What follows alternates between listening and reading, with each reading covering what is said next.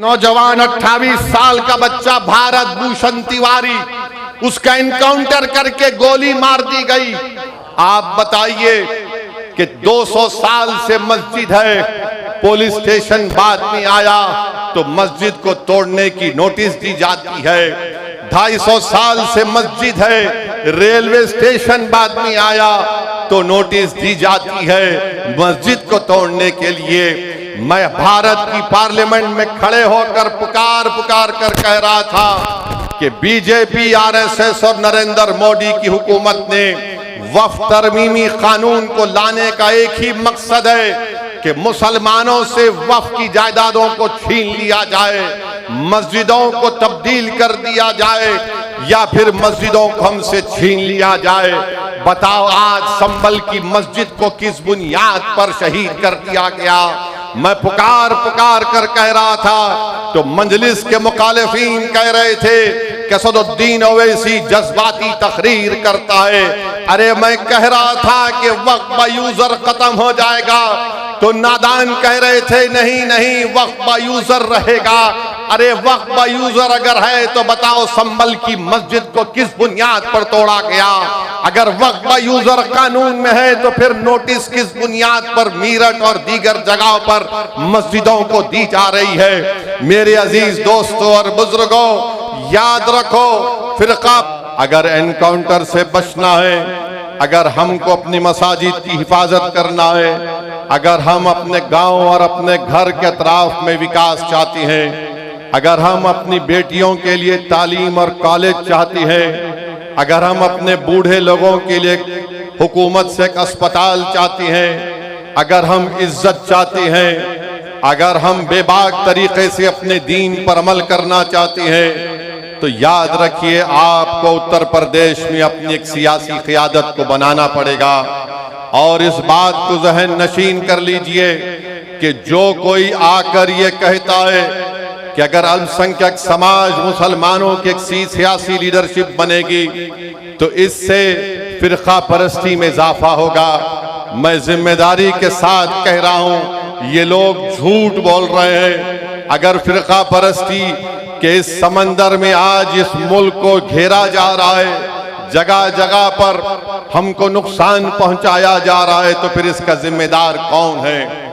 इसका जिम्मेदार वही लोग हैं जो पिछले 70 साल से मिल्लत मजलूमा को ये कह कर सुलाते रहे और उनको रोकते रहे कि नहीं आपकी और हमारी लीडरशिप नहीं हो सकती है, हमको नाम निहाद सेकुलर पार्टियों का साथ देना है। बताइए अजीज दोस्तों और बुजुर्गों, हमने 70 साल में हर किसी सियासी जमात के हक में वोट दिया, बताओ हमारा क्या फायदा हुआ?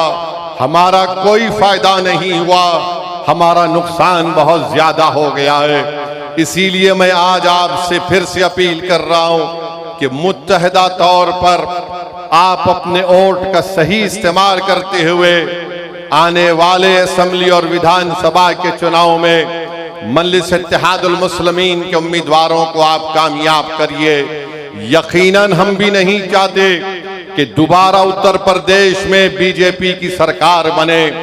मैंने पहले भी कहा और आज भी कह रहा हूं कि अगर कोई हमसे गठबंधन करने तैयार है बीजेपी को रोकने के लिए, तो असदुद्दीन ओवैसी आधे रास्ते तक पैदल चलकर आने तैयार है। हम भी नहीं चाहते कि दोबारा बीजेपी की सरकार यहां पर बने। मगर याद रखिए, अगर आप ये समझते हैं कि नहीं समझौता नहीं होगा, तुम्हारा काम सिर्फ वोट डालकर अपने घर में जाकर खामोश बैठ जाना, तो मैं उनसे कहना चाहूंगा कि अब वोट डाला जाएगा मगर वोट नेता बनाने के लिए इस्तेमाल होगा, वोट किसी पार्टी को बचाने के लिए नहीं इस्तेमाल किया जाएगा। मेरे अजीज दोस्तों और बुजुर्गों, अगर गठबंधन होगा, अलायंस होगा, इज्जत और मान सम्मान के साथ होगा, तो यकीनन असदुद्दीन ओवैसी और मजलिस इत्तेहादुल मुस्लिमीन उस गठबंधन के साथ काम करने को तैयार है। हम पूरी कोशिश करने तैयार है कि दोबारा भाजपा की सरकार उत्तर प्रदेश में ना बने। मगर अगर आप ये समझते हैं कि हमारा काम सिर्फ दरी बिछाना है तो याद रखो अब कोई दरी नहीं बिछाएगा। अब दरी बिछाने के दिन खत्म हो चुके हैं, चाहे वो नौजवान हो चाहे वो बुजुर्ग हो या हमारी इज्जतदार माँ और बहनें हैं, वो इस बात को महसूस कर लिए हैं कि अब दरी नहीं बिछाएगी, अब हक की और मान सम्मान की लड़ाई होगी। अब नेता बनाया जाएगा, अब लीडरशिप बनाई जाएगी और ऐसा लीडर बनाया जाएगा जो उत्तर प्रदेश की विधानसभा में जाकर अंधा गूंगा और बहरा बनकर ना बैठे, बल्कि जब मस्जिदों को शहीद किया जा रहा है तो उनको अपनी जमीर की आवाज पर उस विधानसभा के दरो दीवार को हिला के रखना चाहिए था, मगर आज हम देख रहे हैं कि वो खामोश बैठे हुए। तो मेरे अजीज दोस्तों और बुजुर्गों, मेरी आपसे अपील है कि याद रखिए नेता आपको बनना है। ओवैसी हैदराबाद से निकलकर यहाँ पर बिजनौर में और नजीबाबाद में इसलिए नहीं आया कि मैं अपनी तकरीर के जरिए तुमसे वाह वाह हासिल करूं। मैं आया हूं और आता रहूंगा इंशाअल्लाह ताला। अल्लाह जब तक मुझे जिंदा रखेगा, मेरी जिंदगी का मकसद एक ही है कि भारत के कोने कोने में मुसलमानों का नेता बने, जो बनेगा इंशाअल्लाह ताला। जो कोई नाम निहाद सेकुलर पार्टी नहीं चाहती, बीजेपी तो मुसलमान को टिकट भी नहीं देती, और ये जो अपने आप को सेकुलर कहती है, ये किसी को टिकट देती है तो किसी को टिकट देकर गुलाम बनाने के लिए देती है। मजलिस आपसे कह रही है कि तुम गुलाम नहीं बनोगे, तुम कायद बनोगे, तुम हुक्मरान बनोगे, तुम गरीबों की आवाज बनोगे, तुम मजलूमों की ताकत बनोगे। ये मजलिस इत्तेहादुल मुस्लिमीन का पैगाम है। मेरे अजीज दोस्तों और बुजुर्गों, मैं आपसे अपील कर रहा हूं कि आपने सबको आजमा लिया, मगर आप देखते ये हैं कि कोई फिरका परस्ती को रोक नहीं पा रहा है। आखिर कब तक हम सिर्फ वोट डालने वाले बनकर रहेंगे? याद रखिए, जमहूरियत लोकशाही में अगर आप वोटर बनकर रहेंगे तो आपके मसाइल हल नहीं होंगे, आपके महल्लों में और गांव में विकास का काम नहीं होगा। अगर आप शहरी बनेंगे, हुकूक के साथ शहरी बनेंगे, तो हमारे बच्चों का मुस्तकबिल अच्छा होगा, हमारी नौजवानों की जवानी अच्छी रहेगी, हम अपने बुजुर्गों के ख्वाबों को पूरा कर सकेंगे, हम अपने घर में हमारी माओ की आंख में आंसू नहीं बल्कि उनके चेहरों पर मुस्कुराहट देखेंगे अगर आप मुत्तहिदा तौर पर अपने वोट का इस्तेमाल करेंगे मजलिस इत्तेहादुल मुस्लिमीन के हक में। मेरे अजीज दोस्तों और बुजुर्गों, आप जानते हैं कि उत्तर प्रदेश में आज क्या क्या क्या हो रहा है। आप बताइए कि 200 साल से मस्जिद है, पुलिस स्टेशन बाद में आया तो मस्जिद को तोड़ने की नोटिस दी जाती है। 250 साल से मस्जिद है, रेलवे स्टेशन बाद में आया तो नोटिस दी जाती है मस्जिद को तोड़ने के लिए। मैं भारत की पार्लियामेंट में खड़े होकर पुकार कर कह रहा था कि बीजेपी, आरएसएस और नरेंद्र मोदी की हुकूमत ने वक्फ तरमीमी कानून को लाने का एक ही मकसद है कि मुसलमानों से वक्फ की जायदादों को छीन लिया जाए, मस्जिदों को तब्दील कर दिया जाए या फिर मस्जिदों को हमसे छीन लिया जाए। बताओ आज संभल की मस्जिद को किस बुनियाद पर शहीद कर दिया गया? मैं पुकार कर कह रहा था तो मजलिस के मुखालिफीन कह रहे थे कि असदुद्दीन ओवैसी जज्बाती तकरीर करता है। अरे मैं कह रहा था कि वक्फ बा यूजर खत्म हो जाएगा तो नादान कह रहे थे नहीं वक्फ बा यूजर रहेगा। अरे वक्फ बा यूजर अगर है तो बताओ संभल की मस्जिद को किस बुनियाद पर तोड़ा गया? अगर वक्फ बा यूजर कानून में है तो फिर नोटिस किस बुनियाद पर मीरठ और दीगर जगहों पर मस्जिदों को दी जा रही है? मेरे अजीज दोस्तों और बुजुर्गों, याद रखो, फिरका परस्ती से मुकाबला अगर करना है तो जमहूरी तरीके से करना है। हमको कानून को अपने हाथ में नहीं लेना है। मैं नहीं चाहता कि कोई नौजवान अपनी जान की बाजी लगा दे, और मैं नौजवानों से कह रहा हूं कि अल्लाह तुम्हारे जज्बे को सलामत रखे, और अगर जिस दिन जरूरत पड़ेगी जान की बाजी लगाने के लिए तो इंशाअल्लाह ताला पहले असदुद्दीन ओवैसी अपनी जान को आपके इत्तेहाद और आपके वक़ार के लिए कुर्बान कर देगा। मगर नौजवानों, ये हाल आज हम देख रहे हैं कि कैसे उत्तर प्रदेश में एक ही समुदाय को टारगेट किया जा रहा है। गंगा में कश्ती में रमजान के दिन में हमारे 14 मुस्लिम नौजवानों ने रोजा खोला, उन पर इल्जाम लगा दिया गया कि उन्होंने गोश्त खाकर हड्डियां गंगा नदी में फेंक दी। 2 महीने तक वो 14 मुस्लिम बच्चे जेल में थे, 2 महीने तक जेल में थे। कितने ये नाम निहाद सेकुलर पार्टी के नेताओं ने अपनी आवाज उठाई, अपनी जबान को जुम्बिश दी, सब गूंगे बनकर बैठ गए। एक दीवाना मजलिस का ओवैसी पुकार रहा था, ये बच्चों पे जुल्म हुआ है, जुल्म हुआ है। और वही आप देखते हैं कि चंद दिन पहले एक वीडियो आई कि कोई लोग कश्ती में बैठकर शराब भी पी रहे हैं, मुर्ग भी गोश्त पका रहे हैं, उनको पुलिस ने अरेस्ट किया और दूसरे दिन उनकी बेल हो गई, दूसरे दिन उनकी बेल हो गई। बताओ, कानून के इस्तेमाल में भी इस तरह का इम्तियाज होता है, कानून के इस्तेमाल में भी नरमी दिखाई जाती है। जो मुसलमान थे वो 2 महीने जेल में थे बच्चे, और जो मुसलमान नहीं थे 24 घंटे के अंदर उनको बेल मिल जाती है। बताओ, ये खुली फिरका परस्ती भाजपा और आरएसएस की और योगी आदित्यनाथ की नहीं है तो फिर किसकी है बताइए आप। 24 घंटे में बेल हो गई और वो बच्चे 14 दिन तक जेल की सलाखों में परेशान रहे, पूरा रमजान वहां पर गुजार दिया, ईद वहीं पर गुजार दी। मेरे अजीज दोस्तों और बुजुर्गों, ये नाम निहाद सेकुलर पार्टी के कायदीन गूंगे बनकर ये सब तमाशा देख रहे थे। मेरे अजीज दोस्तों और बुजुर्गों, मेरी आपसे गुजारिश है कि आप इन बात पर गौर फरमाइए। याद रखिए, जब आप यहां से उठकर अपने घर को जाएंगे, मेरी आपसे ये गुजारिश है कि तुम यहां से फिक्र लेकर उठो, तुम यहां से एक सोच लेकर उठो, ताकि वो फिक्र और सोच तुम्हारे दिलो दिमाग में इनकलाबी तब्दीली को पैदा कर दे।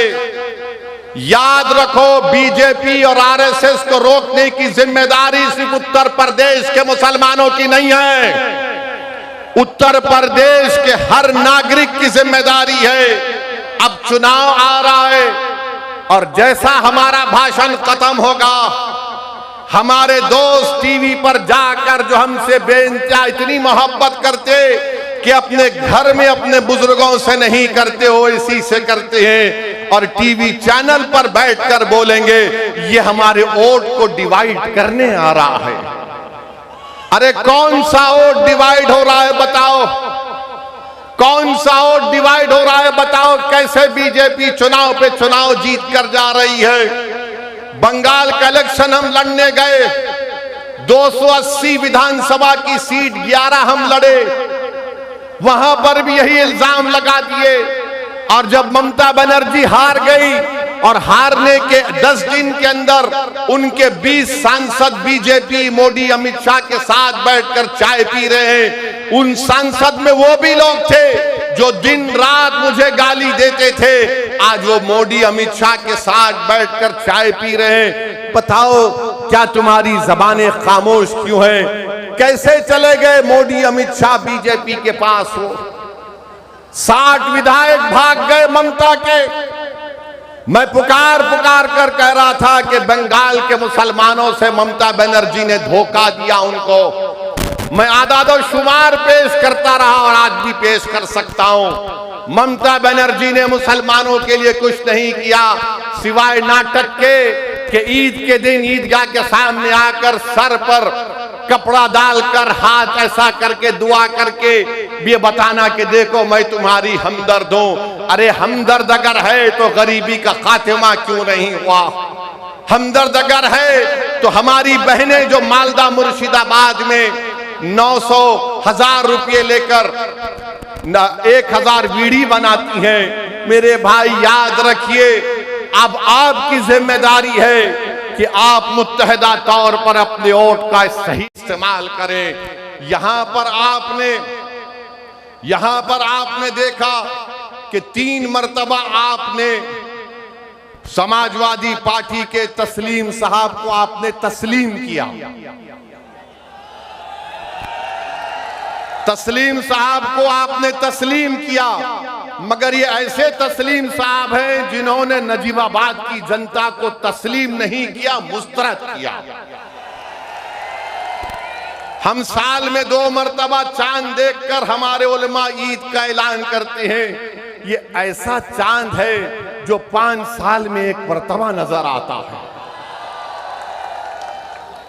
और आपने बीजेपी के डर से उनको वोट दिया तो तस्लीम साहब ने समझ लिया कि मुझे नजीबाबाद में कुछ काम करने की जरूरत नहीं है, मैं बीजेपी का नाम लेके डराऊंगा तो लोग मुझे तस्लीम कर लेंगे। सुन लो तस्लीम साहब, अब नजीबाबाद की जनता मजलिस इत्तेहादुल मुस्लिमीन को तस्लीम करेगी और कबूल करेगी, क्योंकि आपने तो कोई काम ही नहीं किया।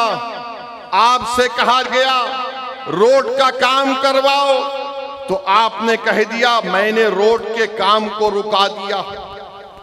आपने कहा कि मैंने रोड के काम को रुका दिया। गवर्नमेंट गर्ल्स का इंटर कॉलेज नहीं है, मेडिकल कॉलेज मंजूर हुआ, तस्लीम साहब सोते रहे, वो कॉलेज कहीं और चला गया। एक बाईपास जो आजाद चौक झंडा चौक से हरिद्वार तक जाता है, इन्होंने कहा कि मैंने इसके काम को रुकवा दिया। क्यों रुकवाया भाई? आपके पेट में दर्द हो रहा था तस्लीम साहब, जो आपने इस काम को रुका दिया। कोई विधायक ऐसा भी होता है कि काम को रुका देगा, मगर तस्लीम साहब को लगता है कि भाजपा का डर दिखाओ और इन लोगों को वोट हासिल कर लो। अब आप जानते हैं कि नजीबाबाद में विकास शहर में कोई नहीं हुआ। ये पूरी समाजवादी की लीडरशिप ढीली लीडरशिप है, एकदम बिल्कुल ढीली लीडरशिप है। मैं आपसे अपील कर रहा हूं कि नजीबाबाद और बिजनौर जिले के विकास के लिए आने वाले विधानसभा में आप मजलिस इत्तेहादुल मुस्लिमीन को वोट दीजिए। और फिर बाबा ने आकर कहा था यहां पर कि इंटीग्रेटेड एथेनॉल प्रोडक्शन का 2017 में फैक्ट्री का संगे बुनियाद रखा, 56 करोड़ रुपए खर्चा किए और कहा कि 40,000 लीटर एथेनॉल हर दिन में बनेगा। मार्च 2024 से फैक्ट्री बंद है। बाबा को फिक्र ही नहीं है, मगर बाबा से पूछो तो बाबा बोलेंगे अगर कोई रोड पर आकर सड़कों पे आकर गुंडागर्दी करेगा तो बर्दाश्त नहीं किया जाएगा। ऐसे करने वालों के साथ पीढ़ियों तक इसका परिणाम भुगतना पड़ेगा। ये बाबा का बयान है। माने उन्होंने कहा था 10 मुहर्रम के जुलूस के बारे में, जो शहादत हुई नवासे रसूल इमाम हुसैन की, तो हम बाबा को बताते हैं कि जो 10 मुहर्रम का जुलूस है बाबा, वो नवासे रसूल की शहादत और अहले बैत की शहादत के सिलसिले में जुलूस निकलता है। और हम उनको याद दिलाना चाहते हैं कि वक्त के यजीद ने भी, उस वक्त के यजीद ने भी और इस वक्त के यजीद भी यही समझता था कि कमजोरों को खत्म करने से कामयाबी मिल जाएगी। सुनो वक्त के यजीदों, करबला से पैगाम आ रहा है कि जिस तरह इमाम हुसैन ने यजीद की ब्लैकमेलिंग को कबूल नहीं किया, जिस तरह इमाम हुसैन और उनके आले रसूल ने हक की सरबुलंदी के लिए अपनी गर्दन को कटाना पसंद किया, आज हम वही इमाम हुसैन का परचम उठाकर वक्त के यजीदों से कह रहे हैं कि हम यजीदों के सामने सर नहीं झुकाएंगे। हम यजीदों के सामने हाथ बढ़ाकर भीख नहीं मांगेंगे, हम अपने हक के लिए लड़ेंगे और इंशाअल्लाह ताला हमको हमारा हक मिलेगा। और याद रखो जालिमों,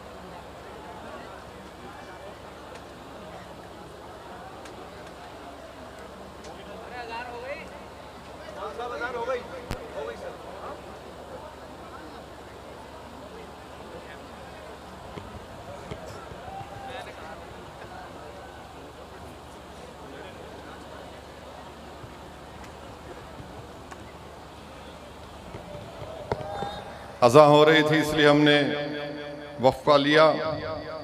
मेरे अजीज दोस्तों और बुजुर्गों, किसी शायर ने अच्छा कहा, जुल्म फिर जुल्म है, जुल्म बढ़ता है तो दब जाता है, खून फिर खून है, टपकेगा तो जम जाएगा। तो मेरे अजीज दोस्तों और बुजुर्गों, आप जानते हैं कि यहाँ पर नजीबाबाद में एक शुगर मिल का भी क्या हाल होकर रह गया। बाबा कहते हैं कि पीढ़ियां याद रखी जाएंगी, पिछले साल किसकी इबादतगाह के सामने तमाशा किया गया था वो आप जानते हैं। मगर आज हम देख रहे हैं कि आज हमको एक तरफ से डराया जाता है। अखिलेश कहते हैं कि अगर वोट मुझे नहीं दोगे तो कभी चुनाव नहीं होगा। अखिलेश यादव ये क्यों भूल जाते कि जब वो मुख्यमंत्री थे तो आजादी के बाद 50,000 मुसलमानों को उनके घर से बेघर कर दिया गया था। वो मुजफ्फरनगर का कांड जब हुआ था, अखिलेश यादव मुख्यमंत्री थे। उन्हीं के उस गलतियों की बिना पर आज हम देखते हैं कि बीजेपी इख्तिदार पर आकर बैठ गई और बोलते हैं कि चुनाव नहीं होगा। यही बात ममता बनर्जी ने कही थी बंगाल में, मगर आपने देख लिया क्या हुआ। मेरे अजीज दोस्तों और बुजुर्गों, मेरी आपसे अपील है कि जो एक तरफ डरा रहे हैं और दूसरी तरफ हमसे कहा जा रहा है कि तुमको ऐसी सदा देंगे कि तुम्हारी पीढ़ियां याद रखेंगे, हम इनसे पूछना चाहते हैं पहले अखिलेश यादव से। और अखिलेश यादव की पार्टी में एक साहब ने हमको मोहन भगवत से मिला दिया, मोहन भगवत से हमको मिला दिया। खैर, उसका भी जवाब देता हूं। याद रखो, तुम जो कुछ बोलोगे मैं हर एक का जवाब दूंगा। कोई माइका लाल पैदा नहीं हुआ जो मेरी जबान को रोक सके। संविधान और जमहूरियत के दायरे में रहकर बोल रहा हूं। एक मध्य प्रदेश के मुख्यमंत्री हैं बीजेपी के, उनका नाम है मोहन यादव साहब। इंडियन एक्सप्रेस अखबार ने एक खबर छापी कि मोहन यादव साहब के परिवार ने जमीनात के कारोबार करके जहां पर मध्य प्रदेश की बीजेपी सरकार ने विकास का काम करवाया, वहां पर मोहन यादव साहब और उनके परिवार ने उन जगह पर जमीन खरीदकर फायदा उठाया।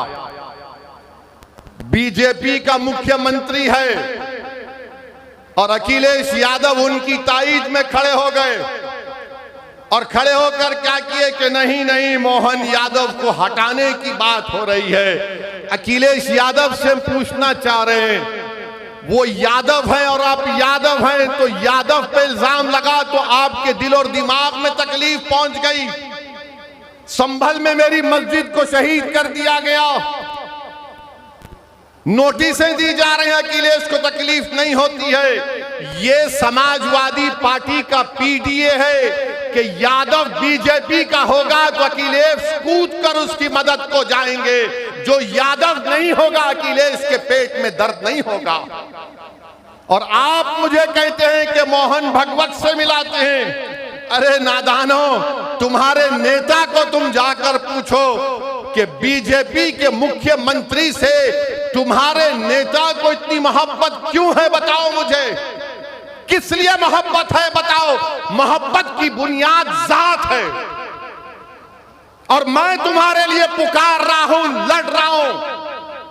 ना मैं जात देख रहा हूं ना कुछ देख रहा हूं। मैं कह रहा हूं मजलूम है तो इंसाफ मिलना चाहिए। ये अखिलेश की सियासत है कि यादव बीजेपी का होगा तो मैं उसके लिए आवाज उठाऊंगा।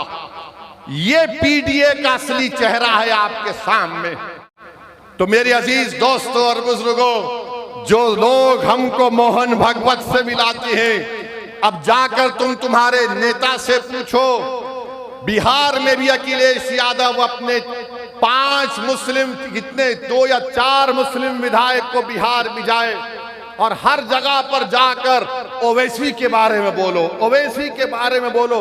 ऐसा लग रहा था कि हमारे सास ससुरे भी इतना नाम नहीं लेते,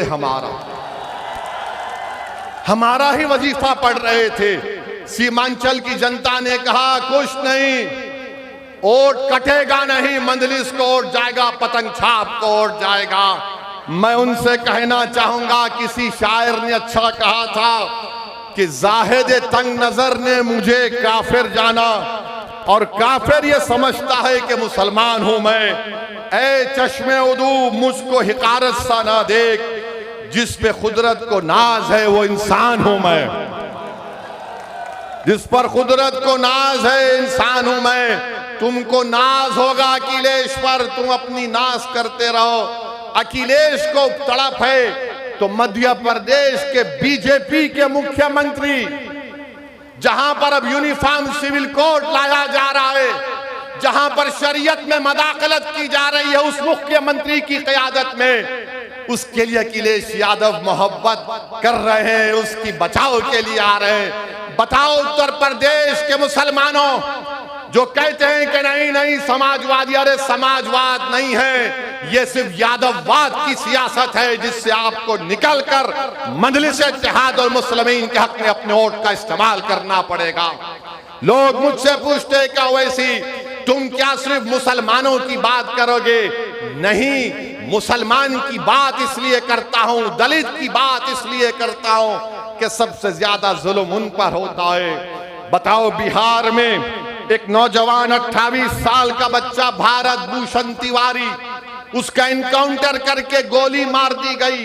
वो सरेंडर किया अपने आप को पुलिस के सामने।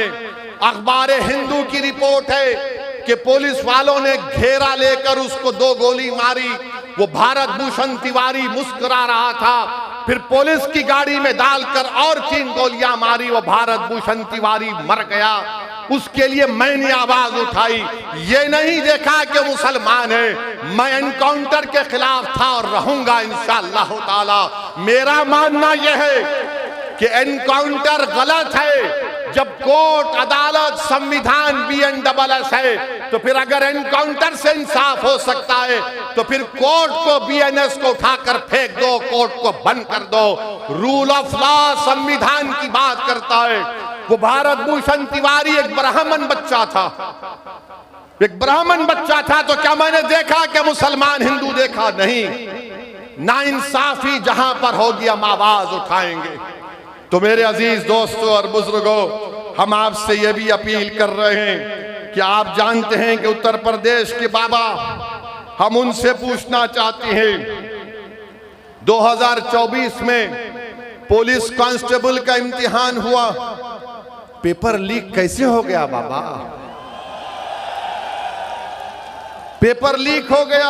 और पेपर लीक कहां से हुआ? गुजरात के प्रिंटिंग प्रेस से हुआ। पेपर लीक आप जानकर तकलीफ होंगी कि 10 साल में 48 मर्तबा री एग्जामिनेशन हुआ भारत में। 10 साल में 48 मर्तबा और 89 मर्तबा पेपर लीक हुआ है। 56 इंच का सीना देश के प्रधानमंत्री का, मगर उसमें से भी पेपर लीक हो जा रहा है। 10 साल में 48 मर्तबा री एग्जामिनेशन, 89 मर्तबा पेपर लीक। महाराष्ट्र में टीचर्स का इम्तिहान पेपर लीक। माने बताओ ये लीक कैसे हो रहा है। अब हद तो ये हो गई। आप देखिए कि फिर दोबारा इम्तिहान हुआ, 28 लाख बच्चे इम्तिहान लिखे। कितने पोस्ट के लिए? कुछ 26,000 या 30,000 पोस्ट के लिए। मैं उन बच्चों से पूछना चाहता हूं, तुम नफरत करना चाहते ना, करो हमसे नफरत, मगर ये तो बताओ कि 11 साल में तुमको क्या मिला सिवाय नफरत के। 26,000 पोस्ट के लिए 28,50,000 बच्चे इम्तिहान लिखते हैं। बताओ आपको क्या मिला। आज हम आ रहे थे तो जहां पर हम होटल में ठहरे, मीडिया के लोगों ने हमसे पूछा कुछ बोल दीजिए। हमने कहा क्या सवाल है तुम्हारा? तो कहा वो चंदा चोरी पे कुछ बोल दीजिए, चंदा चोरी पे कुछ बोल दीजिए। मुझे याद है कि सुप्रीम कोर्ट ने अपने जजमेंट में कहा था कि 6 दिसंबर 1992 को जो हुआ वो एग्रेगियस एक्ट है। ये सुप्रीम कोर्ट ने कहा था। अब मुझसे पूछा गया कि बताओ आप इस पर आप क्या कहेंगे। तो मैंने इतना ही कहा, अगर ट्रस्ट में गलती हो गई, उस ट्रस्ट में एक मुसलमान को तुम मेंबर बना लेते और बाद में जब ये घोटाला सामने आया तुम उस मुसलमान को ले जाकर एनकाउंटर कर देते, बुलडोजर से उसका घर तोड़ देते, केस क्लोज्ड। चंपक तो मजे में है, चंपक अभी पूरे चंपक मजे में है। आप बताइए क्या हो रहा है, क्या हो रहा है बताइए आप। किसका घर नहीं तोड़ा जा रहा है? जिनको गिरफ्तार किया गया उनको पुलिस कस्टडी भी नहीं ली जाती। अब शायद आज के बाद, मेरे बोलने के बाद शायद कल पुलिस कस्टडी ले ले। बताओ आज क्या हो रहा है उत्तर प्रदेश में। मेरे अजीज दोस्तों और बुजुर्गों, हम आपसे अपील कर रहे हैं कि अपने इत्तेहाद को मजबूत करिए। और ये बीजेपी आरएसएस वालों से हम पूछना चाह रहे हैं, ये चंपक आपका लाडला है या नहीं है? बताओ हमको। और हमको बोलते ये पाकिस्तानी है, ये जिहादी है, ये बांग्लादेशी है। तो ये राम माधव जाकर पाकिस्तान से ट्रैक टू डिप्लोमेसी कैसा कर रहे हैं आरएसएस के? वो पाकिस्तान जिसने पहलगाम में भारत के 26 लोगों को गोली मार दी थी, वो पाकिस्तान जिसकी सपोर्ट पर दिल्ली में लाल किले पर सुसाइड बॉम्ब के जरिए 50 लोगों की मौत हुई, जिसमें हिंदू मुसलमान मारे गए।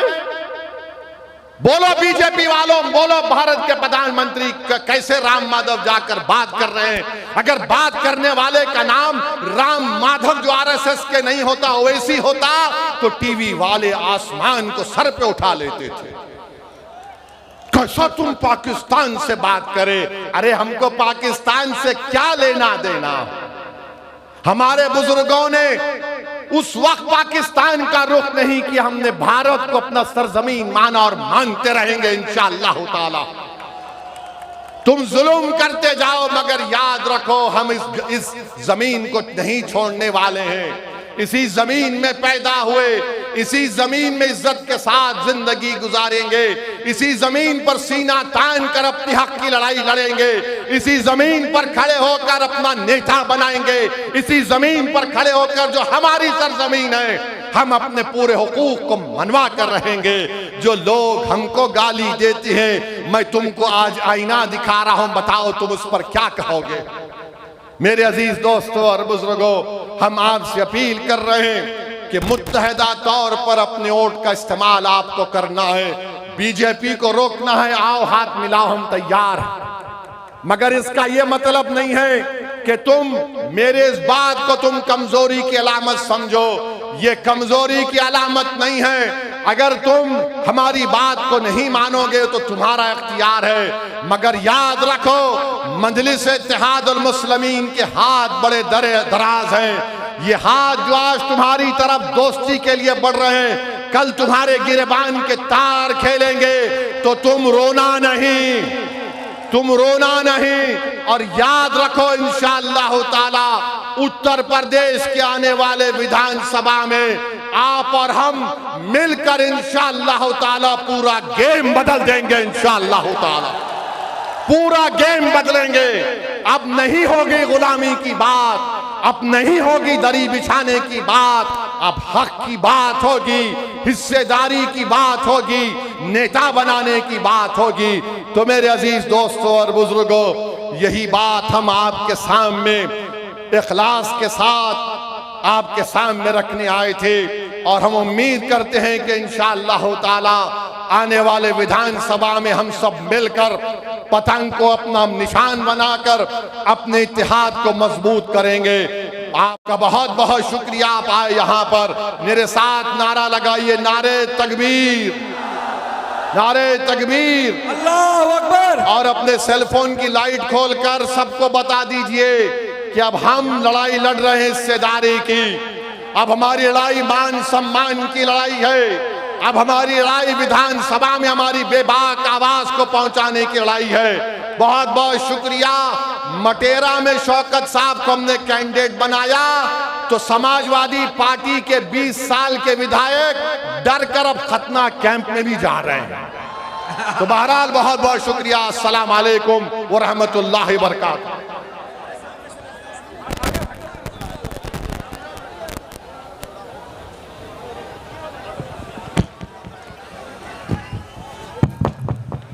बरकातहू। मौज़िज़ हाज़रीन इकराम, बुज़ुर्गान कौम और मिल्लत, इज़्ज़तदार हमारी माँ और बहनें, गयूर नौजवान साथियों, मौज़िज़ उलमा इकराम, मैं आप तमाम का शुक्रगुज़ार हूँ कि आपने अपना कीमती वक्त निकाल कर आज के मजलिस इत्तेहादुल मुस्लिमीन के नजीबाबाद की इस मुबारक सरजमीन पर मुनक़्क़द होने वाले जलसे में आपने शिरकत की। आप तमाम का बेहद शुक्रिया। अल्लाह आप तमाम को सलामत रखे, अल्लाह हमारे इत्तेहाद को और मजबूत करे और अल्लाह सुब्हाना व तआला इत्तेहाद की ताकत और क़ुव्वत के बलबूते पर हमारी सियासी क़ियादत को अल्लाह मजबूत करे और हमारी आवाज़ों को बेबाकी के साथ ऐसे उम्मीदवार कामयाब करें जो गरीब और मज़लूमों के इंसाफ की लड़ाई आने वाले उत्तर प्रदेश के विधानसभा में जाकर आपकी तकालीफ और आपकी आवाज़ बन सके। मैं फिर से आप तमाम का शुक्रिया अदा करता हूँ कि आपने अपना कीमती वक्त निकाल कर आज यहाँ पर आए। शय नशीन पर तशरीफ़ फरमा जनाब आरिफ साहब, शाहिद साहब, महफूज साहब, शमशाद साहब, सरताज साहब, इमरान साहब, साहिर मलिक साहब और इस जलसे के कन्वीनर मेरे भाई जनाब आफ्ताब अंसारी साहब, मैं उनका ख़ास शुक्रिया अदा करता हूँ। और ज़िला के प्रभारी शहजाद खां साहब, महताब चौहान साहब जो पिछले कई दिन से यहाँ पर क़याम करके इस जलसे को कामयाब करने के दिन रात मेहनत की, मुफ्ती रियाज़ मेहदी क़ासमी साहब, हकीम अब्दुस्सलाम साहब, इंतज़ार अंसारी साहब, शाहिद सैफ़ी साहब, अखिल सैफ़ी साहब, नज़ाकत अली साहब, हमारे मेरे छोटे भाई जनाब मनमोहन जा पंडित, शादाब साहब, एहसन मंसूरी साहब और उत्तर प्रदेश के अध्यक्ष और सदर कुलीन मजलिस इत्तेहादुल मुस्लिमीन जनाब शौकत अली साहब। मेरे अज़ीज़ दोस्तों और बुज़ुर्गों, मैं सबसे पहले ख़िराज अक़ीदत पेश करना चाहूँगा और दुआए मग़फ़िरत हम सब मिलकर करेंगे कि आप और हमने एक अज़ीम आलिम दीन को हमने आज खोया, जिनका नाम हज़रत मौलाना सलमान हुसैनी नदवी साहब था। वो जय्यद आलिम दीन थे, बेबाक थे और हक़ बात को कहने से डरते नहीं थे। आज वो अल्लाह सुब्हाना व तआला ने आज वो यहाँ से इस दुनिया से रुखसत होकर आज उनका इंतकाल हुआ है। मैं अल्लाह से दुआ भी करता हूँ और आप तमाम लोगों से अपील भी करता हूँ कि हम लोग हज़रत मौलाना सलमान हुसैनी नदवी साहब रहमतुल्लाह अलैह के लिए दुआ करें कि अल्लाह सुब्हानहू व तआला उनकी मग़फ़रत करे, अल्लाह सुब्हानहू व तआला उनकी ख़बर को कुशादा फरमा दे और अल्लाह सुब्हानहू व तआला उनका एक नेक नेमर बदल इस दुनिया में आपको और हमको अल्लाह दे दे। मैं इस बात को कहना ज़रूरी समझता हूँ कि जब मजलिस इत्तेहादुल मुस्लिमीन पहली मरतबा उत्तर प्रदेश में विधानसभा का चुनाव लड़ रही थी तो मुझे हज़रत मौलाना सलमान हुसैनी नदवी साहब का फ़ोन आया। उन्होंने कहा कि मैं आपसे मुलाकात करना चाहता हूँ। उन्होंने मुझे लखनऊ बुलाया, मैं लखनऊ गया उनके घर पर और वहाँ पर हमारी पहली मुलाकात हुई और उन्होंने हम तमाम की बड़ी हौसला अफजाई की और बल्कि उन्होंने हमसे ये भी कहा कि मुल्क में मुस्लिम अक़लियत की एक सियासी क़ियादत और उसकी एक सियासी आवाज़ की ज़रूरत है। मुझे हमेशा उनकी कमी महसूस होती रहेगी, मगर मेरे अज़ीज़ दोस्तों और बुज़ुर्गों, ज़िंदगी की सबसे बड़ी हकीकत यह है कि जो यहाँ पर आएगा उसको इस दुनिया को छोड़कर जाना है। कोई आगे है तो कोई पीछे है। हम अल्लाह से दुआ ही करते रहेंगे कि अल्लाह उनकी मग़फ़रत करे। मेरे अज़ीज़ दोस्तों और बुज़ुर्गों, दूसरी अहम बात जो मैं आपके सामने रखने आया हूँ कि आपको और हमको उत्तर प्रदेश में अपनी एक सियासी क़ियादत को मजबूत करना है। मैं आपसे गुजारिश करने आया हूँ कि जिस तरह बिहार में मजलिस इत्तेहादुल मुस्लिमीन को बिहार और ख़ास तौर से सीमांचल की आवाम ने मजलिस को अपनाया और मजलिस इत्तेहादुल मुस्लिमीन के अरकान असम्बली को मुंतखब किया और बिहार के मुस्लिम अक़लियतों ने और सीमांचल की गरीब आवाम ने आपको ये पैगाम दिया कि देखो, हमने मजलिस को अपनाया और अपने इत्तेहाद की ताकत और क़ुव्वत के बलबूते पर हमने मजलिस इत्तेहादुल मुस्लिमीन के 5 विधायक बिहार में हमको कामयाब किया। मेरे अजीज दोस्तों और बुजुर्गों, देश के सबसे बड़ा प्रदेश उत्तर प्रदेश है और यहाँ पर इतनी बड़ी तादाद में मुस्लिम अक़लियत रहती है। आप इस बात का यकीन कर लीजिए कि जब तक आपकी एक सियासी क़ियादत लीडरशिप नहीं बनेगी, जब तक आपके दरमियान से कोई नेता